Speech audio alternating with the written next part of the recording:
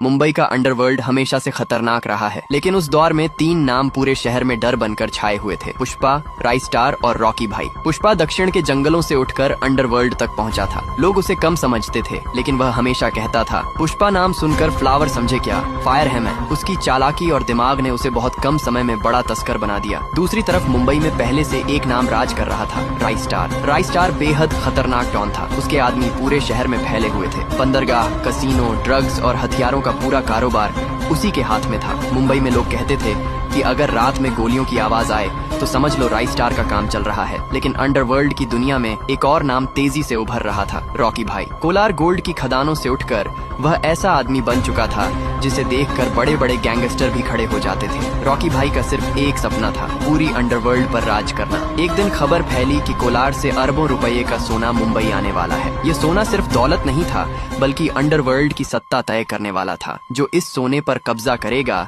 वही पूरे अंडरवर्ल्ड का असली बादशाह बनेगा। सोने की खेप मुंबई के पुराने बंदरगाह पर पहुंचने वाली थी। रात के अंधेरे में वहां तीनों अपने अपने गैंग के साथ पहुंच गए। सबसे पहले राइस्टार बोला, मुंबई में बिना मेरी इजाजत कोई कारोबार नहीं करता, ये सोना मेरा है। पुष्पा मुस्कुराया और बोला, झुकने का नहीं। तभी धुएं के बीच से भारी कदमों की आवाज आई। सभी की नजरें उस तरफ घूम गई। अंधेरे से एक आदमी बाहर आया, रॉकी भाई। उसने सिगरेट जलाते हुए कहा, अंडरवर्ल्ड में 3 लोग राज नहीं करते, यहाँ सिर्फ एक बादशाह होता है। इतना कहते ही गोलियां चलने लगी। पूरा बंदरगाह युद्ध का मैदान बन गया। कुछ ही देर में चारों तरफ लाशें बिखर गईं। सुबह जब सूरज निकला तो बंदरगाह पर सन्नाटा था। सोने की पूरी खेप गायब थी और शहर में सिर्फ एक नाम गूंज रहा था, रॉकी भाई। लेकिन दूर खड़ा पुष्पा हल्का सा मुस्कुरा रहा था, क्योंकि उसे पता था कि असली खेल अभी बाकी है। बंदरगाह की उस रात के बाद पूरे अंडरवर्ल्ड में सिर्फ एक नाम गूंज रहा था, रॉकी भाई। लेकिन कहानी यहीं खत्म नहीं हुई। कुछ दिनों बाद खबर आई कि शहर में फिर से सोने की एक बड़ी खेप आने वाली है।